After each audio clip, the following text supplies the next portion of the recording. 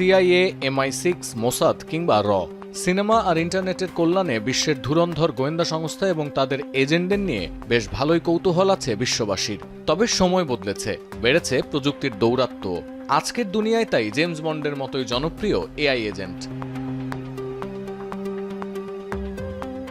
যদিও এই এজেন্টদের কাজ ভিন্ন। আর্টিফিশিয়াল ইন্টেলিজেন্স নির্ভর কিছু প্রোগ্রাম বা সফটওয়্যার স্বয়ংক্রিয়ভাবে বেনামে কাজ করতে পারে। এই প্রোগ্রামকেই মূলত বলে AI এজেন্ট। আর 5টা সাধারণ চ্যাটবট যেমন ChatGPT বা জেমিনি শুধু ব্যবহারকারীদের নির্দেশ অনুযায়ী কাজ করে বা প্রশ্নের উত্তর দেয়। কিন্তু AI এজেন্ট স্বয়ংক্রিয়ভাবে নিজস্ব বুদ্ধিমত্তা কাজে লাগিয়ে একটি কমান্ড বা নির্দেশ পালন করে। অর্থাৎ ট্র্যাডিশনাল চ্যাটবট কেবল তাৎক্ষণিক প্রশ্নের উত্তর দিতে পারে, সেখানে আধুনিক AI এজেন্ট অনেক জটিল প্রক্রিয়াও মানুষের হস্তক্ষেপ ছাড়াই সম্পন্ন করতে পারে। এই এজেন্ট নির্মাণে OpenAI-কে বড় ধরনের বাজেটও দিয়েছে মাইক্রোসফট। এবার এই AI এজেন্টদের নিয়ে চাঞ্চল্যকর এক তথ্য দিয়েছে ইন্টারনেট সোসাইটি অফ চায়না।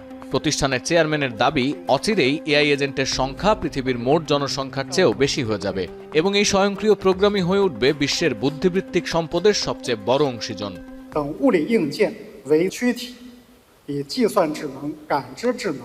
এর অর্থ হচ্ছে অদূর ভবিষ্যতে এমন সফটওয়্যার, প্রোগ্রাম ও হিউম্যানয়েড রোবট আসবে যা গণনা, উপলব্ধি, পর্যবেক্ষণ ও চিন্তাভাবনা করতে পারবে মানুষের নিয়ন্ত্রণ ছাড়াই। এতে লাভ হবে পুঁজিবাদীদের।